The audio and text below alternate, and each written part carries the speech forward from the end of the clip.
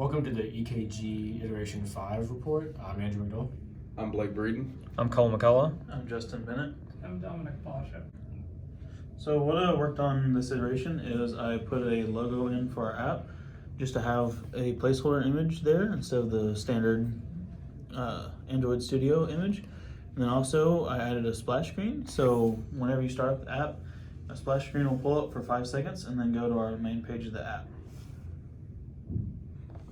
So for my part of the iteration, we basically went through, and as we'd already refactored from Java, of course there was a few bugs here and there, and I basically went through and made sure everything was working, no unexpected crashes and stuff, and basically just made it to where it's a proper handoff and we're not giving a new group bugs that we didn't want to fix.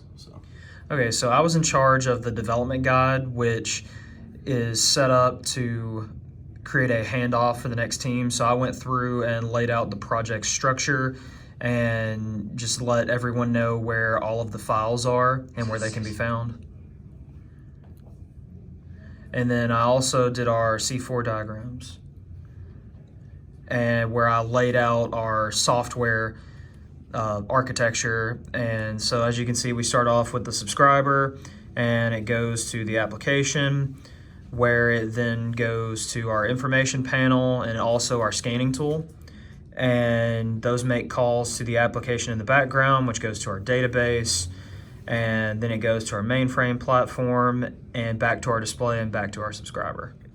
So I was in charge of the deployment guide, and the deployment guide really just covers how to set up your environment and deploy the application. So it goes through how to install Android Studio, how to pull down the GitLab repo, and it also shows you how to set up virtual devices for testing on your machines. And then it finally goes over actually how to deploy it onto a physical device for testing. This iteration, I didn't want to start anything new with the end of the semester going on. So most of what I did was rework most of my old code so that it's either less difficult to read, there aren't as many errors, or there aren't any errors at all. And in this specific case, what I did is I reworked this function so that it could take graphs of different sizes instead of having to have the graphs have the same size. It tries to figure out what a value might be if it goes between two different points.